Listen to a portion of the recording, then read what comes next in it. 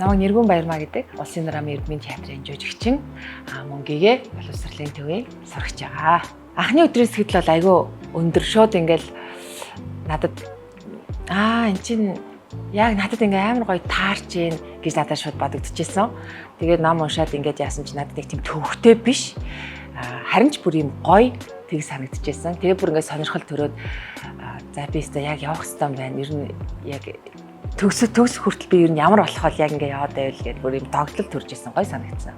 Би нөгөө ямар ч хүлээлтгүйгээр орж ирсэн гэж хэлсэн шүү дээ. Тийм болохоор одоо бас л ингээл нөгөө дөрмөө заагаал яваа ингээл нэг бидний одоо сурдаг үндсэн нэг арга барил байгаа шүү дээ. Ерөнхийдөө тэгэл тиймэрхүү маягаар явдсан болов яадын болдоо гэл яасан чинь зүгээр л ингээл та нар юу ч битээ яагаарай элдв юм битээ бодоорой зүгээр ингээд дагаад уншин шүү гэл ингээд айгүй ингийн юм бодож байгаагүй арга байсан болохоор шинэлгийн үед маш шинэлэг байсан.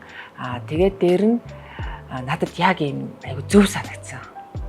Энд чи ер нь нэрээ эн чинь бас гоё юм байна штэ. Ингэж ийм арга бас байдаг юм байна. Тэгээд дээр нь ингээд багшийн нөгөө ярианууд ер нь суралцах гэж ямар үйл явц юм бэ? Яагаад номоор суралцж байгаа юм бэ? Эндээс одоо ямар хүлээлттэй байж болох вэ гэдэг юм уу те. Ингээд бид нар монгол хэлийг нэг зовлонгүй зүгээр л ингээд нэг сурсан байдаг штэ те. Яг тэрэн шиг нэг тийм сэтгүүг биднэрт бэлдэж өгсөн. Тэгээд тэр сурах чагаа хүн бол тэр өөрийнхөө сэтгэл зүйг тэгээд зөв бэлдсэн байх нь айгүй чухал юм байл. Нийгмийн бүр зайлшгүй хэрэгцээ гэдэг бол бүгдээрээ харж байгаа те. Өнөөдөр дэлхийн хэл гараал явхад биднэрт ашиглагдана. Бид энэ бол нэгдүгээр зайлшгүй хэрэгцээ.